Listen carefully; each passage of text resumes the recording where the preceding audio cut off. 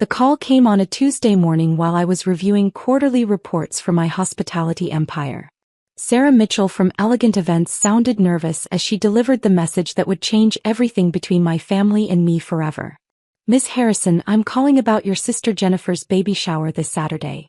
Your family has requested that we remove you from the guest list, but they'd like to keep the $30,000 deposit you provided for the event. I set down my coffee and leaned back in my leather chair, gazing out at the city skyline from my corner office on the 40th floor. The irony wasn't lost on me. For the past 3 years, my family had treated me like the black sheep, the sister who'd given up on a real career to mess around with little business ventures. They had no idea that those ventures had grown into Meridian Holdings, a $2.8 billion hospitality and entertainment empire. I see, I said calmly. And did they give you a reason for removing me? Sarah's voice became even more uncomfortable. They said you don't really fit the vibe they're going for. Something about wanting only successful people at the celebration. I almost laughed. They only knew. Sarah, I need you to cancel the entire event. I'm sorry, what? But ma'am, you're not the mother-to-be. I can't just. No, but I own Grandview Country Club where it's being held. I also own Sapphire Catering, the company providing your food and service staff. And the Ocean View Resort where the out-of-town guests are staying? That's mine too, along with the spa packages they've booked. The silence on the other end of the line stretched for nearly 10 seconds. I don't understand, Sarah whispered. Let me make it simple. Call my sister and tell her the baby shower is cancelled. All vendors are pulling out. The resort reservations are voided. Everything. But the contracts. Check the fine print. There's a clause about event cancellation due to ownership discretion. I'll have my legal team send over the documentation within the hour. After hanging up, I sat in my office thinking about how we'd gotten to this point. Growing up, Jennifer and I had been close. She was 2 years older and had always been the golden child. Valedictorian, full scholarship to Harvard Business School, married to a successful investment banker. I'd taken a different path, starting small businesses instead of pursuing traditional corporate success. What my family never understood was that while Jennifer was climbing someone else's corporate ladder, I was building my own empire from the ground up. It started with a single food truck when I was 22. Then a small catering company. A boutique hotel. Each success funded the next venture, and I deliberately kept a low profile, operating through various LLCs and holding companies. To them, I was just Emma, the sister who never quite figured it out. They tolerated me at family gatherings but made it clear I was the consolation prize daughter. Jennifer's pregnancy had only made things worse. Suddenly, she was producing the family's first grandchild, cementing her status as the successful one while I remained the disappointing sister who couldn't even maintain a serious relationship. My phone rang again. Jennifer's name flashed on the screen. Emma, what the hell did you do?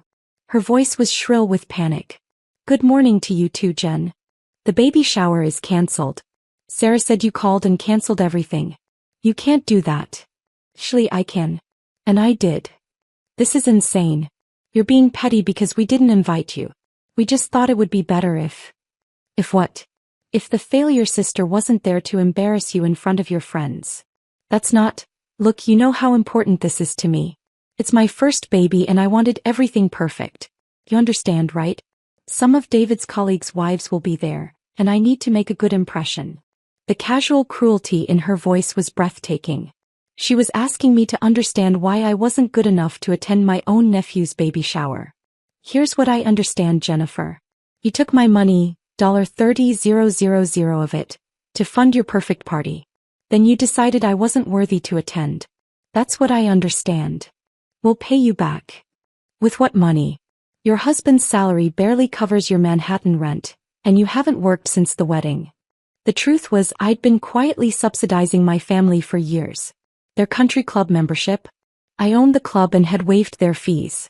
Jennifer's wedding reception at the plaza? I'd covered half the cost through a vendor discount. My parents' recent cruise vacation? My travel company had provided it at cost. They thought they were living these successful lives, but I'd been the invisible hand making it possible. Look, Jennifer's voice softened, switching to manipulation mode. Maybe we can work something out. What if we add you back to the guest list? We could say there was a misunderstanding. No. No. Emma, be reasonable. Think about mom and dad. They're so excited about their first grandchild. Don't ruin this for them. That was Rich. Our parents who'd spent the last 5 years asking when I was going to get serious about life and find a real job. The same parents who'd introduced me to people as their daughter, who's still figuring things out, while Jennifer got the full biography recital of her achievements. The event is cancelled, Jen. Final decision. You're being ridiculous. Fine, keep your money, but you can't cancel something that isn't yours to cancel. Actually, I can. Would you like me to explain how? Before she could answer, I pulled up my computer and began reading from my holdings file. Grandview Country Club. I acquired it 2 years ago when the previous owners defaulted on their loan. Sapphire Catering. I built that from my original food truck business. Ocean View Resort. Purchased last year as part of a distressed asset acquisition. The silence stretched so long I thought the call had dropped. You're lying, she finally whispered. Jennifer, I'm going to send you some documents. After you review them, we can talk again. I hung up and instructed my assistant to prepare a comprehensive portfolio of my business holdings, focusing on the companies directly involved in the baby shower. Within 30 minutes, a messenger was en route to Jennifer's apartment with a thick manila envelope. My phone started ringing immediately after the delivery would have arrived. First Jennifer, then my mother, then my father. I let them all go to voicemail. Jennifer's message was a mixture of shock and anger. Emma, I don't understand how this is possible. Mom and Dad need to know about this. We need to talk. My mother's message was typical. Emma, honey, Jennifer called me crying. I don't understand what's happening, but surely we can resolve this as a family. This is about your nephew, sweetheart. My father's message was more direct. Emma, this is your father. I've seen the documents Jennifer showed us. We need to have a family meeting immediately. There are things we need to discuss. I waited until evening to call them back, starting with my parents. They were at Jennifer's apartment, probably strategizing damage control. Emma. My mother's voice was overly bright. We've all been trying to reach you. I know. I've been busy. Honey, Jennifer showed us some very interesting paperwork. We had no idea you'd done so well for yourself. The condescension was still there, even in her attempt at praise. I'd done well for myself, like I was a child who'd managed to tie my shoes correctly. Is that what you want to discuss? My father took the phone. Emma, we owe you an apology. We didn't realize the extent of your success. But family is family, and we can work through this misunderstanding about the baby shower. There's no misunderstanding, Dad. Jennifer made it clear I wasn't welcome because I don't fit the image she wants to project. She was stressed about the pregnancy hormones. You know how women get. Dad, stop. What I'm saying is we can fix this. Jennifer wants to reinstate your invitation. We can have the shower as planned. No, we can't. Emma, be reasonable.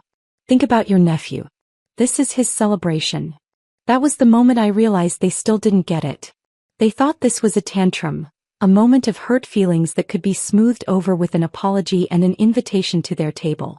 They couldn't comprehend that their daughter, the family disappointment, actually held power in this situation. Dad, let me be very clear. The event is cancelled because I chose to cancel it. Not because I'm hurt, not because I'm being petty, but because I own the venues and services involved. But surely, there are no Shirleys. Jennifer removed me from the guest list while expecting me to fund her party. That tells me exactly what my role in this family is supposed to be. Invisible benefactor. Well, I'm choosing to be visible now. I hung up and turned off my phone. The next morning brought a different kind of call. David, Jennifer's husband, reached me at my office. Emma, we need to talk. David had always been more perceptive than the rest of my family. While they saw me as the unsuccessful sister, he'd occasionally asked thoughtful questions about my businesses. I'd always deflected, not ready to reveal the full scope of what I'd built. What can I do for you, David? I saw the documents Jennifer received. I have to ask, is this real? Do you actually own all of these companies? It's real. Jesus, Emma. The valuation numbers I'm seeing. Are you telling me you're worth $2.8 billion according to my most recent assessment? The silence was profound. And we've been treating you like. He couldn't finish the sentence. Like the family failure. Yes. Why didn't you ever say anything? That was the question I'd been asking myself. Why had I allowed them to see me as unsuccessful when I was actually more financially successful than all of them combined? Because I wanted to be loved for who I am, not what I have. I wanted Jennifer to invite me to her baby shower because I'm her sister and she wants me there, not because I can afford to pay for it. Emma, she does want you there. She's been crying since yesterday. She wants me there now. After she knows what I'm worth. That's different. Look, I know how it seems, but Jennifer really is devastated. The pregnancy has made her emotional, and she's been under pressure from her friends about having this perfect event. She made a stupid mistake. David, she took my money and then told me I wasn't good enough to attend the party it was paying for. That's not a mistake. That's a statement about how she sees our relationship. So what happens now? The shower is this Saturday. We have 40 guests expecting to attend. Then you'll need to find a new venue, new catering, and new accommodations for your out-of-town guests. Might I suggest calling around to companies I don't own? Though in this city that might be challenging. Emma, please. Think about your nephew. Everyone kept invoking my unborn nephew as if canceling his baby shower would somehow harm him. The baby would be fine. The only thing being harmed was Jennifer's image and my family's expectation that they could treat me poorly without consequences. My nephew will be born into a family that understands respect and boundaries, or he won't. That's up to you and Jennifer. After hanging up with David, I made a decision that would reshape our family dynamics permanently. I called my assistant and instructed her to prepare a comprehensive analysis of every financial interaction I'd had with my family over the past 5 years. The country club memberships, the wedding costs, the vacation subsidies, the restaurant discounts at establishments I owned. Everything. The total was staggering, $847,000 in direct subsidies, plus waived fees and services worth another $340,000. I'd been supporting their lifestyle for years while they looked down on me for not having their definition of success. But I also did something else. I called Jennifer's doctor's office and arranged for a private maternity ward at my newest acquisition, Metropolitan Hospital. Then I contacted the city's premier newborn photography service and booked a session. Finally, I arranged for a month's worth of meal deliveries from my restaurant group's family nutrition program. They wanted to exclude me from the celebration, fine. But I was still going to be the aunt my nephew deserved. Saturday arrived.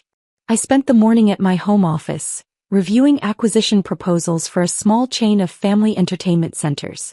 Around noon my doorbell rang. Through the security camera I saw my parents standing on my doorstep. I'd never invited them to my house. They didn't even know where I lived. It was a penthouse that I'd purchased quietly, and my address wasn't listed anywhere they would have access to it. How did you find me? I asked through the intercom. We hired a private investigator, my father said. Emma, we need to talk. I buzzed them up, curious about what they'd learned from their investigation. They stood in my foyer, taking in the marble floors, the crystal chandelier, the original artwork on the walls. My mother's mouth was slightly open. This place must cost. She started. I own the building, I said simply. Would you like some coffee? They followed me to the kitchen, where floor-to-ceiling windows offered a panoramic view of the city. My mother sank into one of the bar stools at the island. Emma, we need to understand what's happening here. What would you like to understand? My father pulled out a manila folder. The investigator provided us with a preliminary report about your business holdings. Is it true that you own 127 properties across 3 states? That's conservative. It's actually 143 as of last week. And the restaurant group? 37 locations with 12 more opening this year. My mother looked like she might cry. Honey, why didn't you tell us? We had no idea you were this successful. Because success shouldn't be a prerequisite for love, Mom. I wanted you to be proud of me for who I am, not impressed by my bank account. But we are proud of you, she protested. Really? When was the last time you introduced me to someone without mentioning that I was still figuring things out? She couldn't answer. My father leaned forward. Emma, we made mistakes. We can see that now. But family forgives family. Jennifer is devastated about the baby shower, and she wants to make things right. What does making things right look like to you? She wants to reschedule the shower and make sure you're the guest of honor. The guest of honor at my nephew's baby shower? That seems inappropriate. You know what I mean. She wants to acknowledge your contribution and make sure everyone knows how much the family appreciates you. They wanted to parade me around as the successful sister now, to claim credit for my achievements and use my wealth to enhance their social standing. It was exactly what I'd feared would happen if they knew the truth. I'm not interested in being your trophy daughter, Dad. That's not what we're asking. It's exactly what you're asking. You want to undo years of dismissing me by suddenly claiming me as a success story. But here's the thing, I was always successful. I was building something meaningful while you were embarrassed by my choices. The only thing that's changed is your knowledge of my net worth. My mother reached across the island and took my hand. Emma, we love you. We've always loved you. You love the idea of me. You love having a daughter you can be proud of now that you know I'm wealthy. But you didn't love me when you thought I was a failure. That's not true. Mom, 3 months ago you asked me if I was planning to get serious about life soon. You suggested I look into administrative assistant positions because they offered good benefits and stability. You were embarrassed by me. The truth hung in the air between us. They couldn't deny it because we all remembered the conversation. People change, my father said quietly. We can do better. I hope so. But change takes time and it requires acknowledging what went wrong. You two spent years treating me like a disappointment while I was secretly funding the lifestyle that made you feel successful. I pulled out my own folder and showed them the financial analysis my assistant had prepared. This is every time I've subsidized your lives over the past 5 years. The country club, the vacations, Jennifer's wedding, the restaurant bills that were mysteriously discounted. All of it came from me. My mother stared at the numbers. $800,000? Plus services and waived fees. You've been living off my success while looking down on me for not achieving what you considered real success. My father's face had gone pale. We didn't know. Because I didn't want you to know. I wanted to help because I love you, not because I was trying to prove my worth.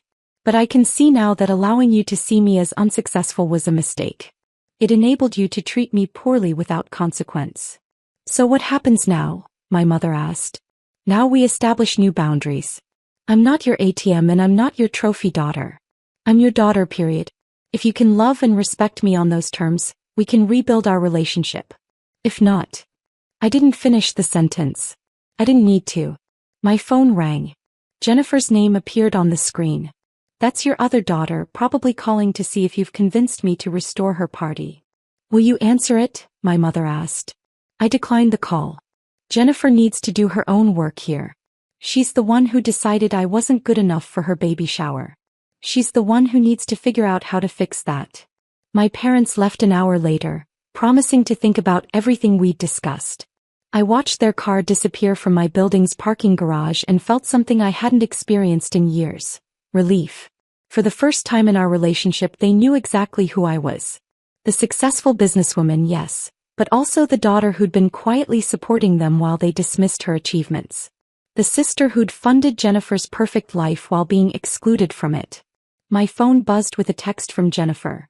The baby shower went ahead at David's company's conference room. 20 people showed up. The sandwich platter from the corner deli was actually pretty good. I thought you should know.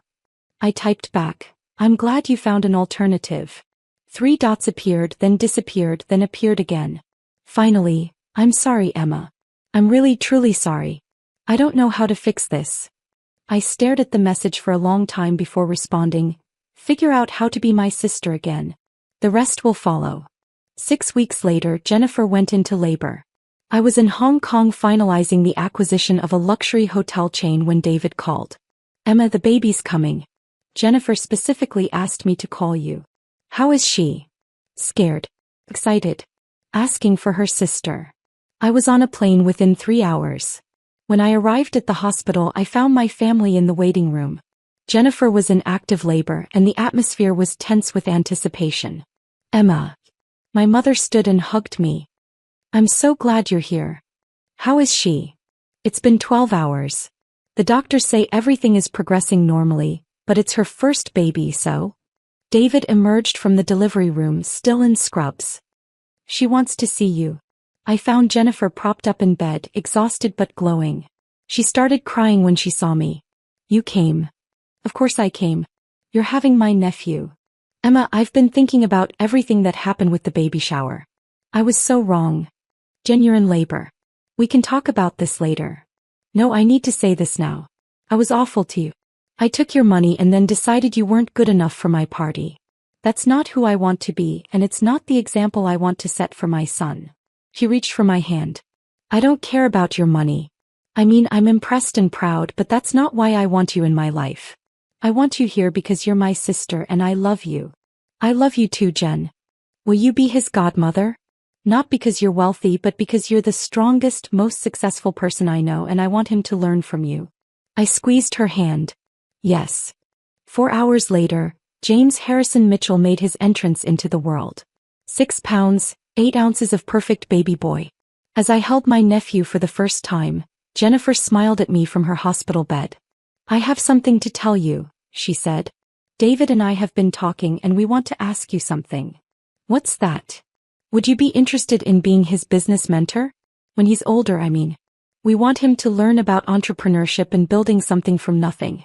We want him to understand that success comes from hard work and vision, not just good grades and following someone else's path. I looked down at the tiny face in my arms. I'd be honored. And Emma? We're having a proper celebration for him next month.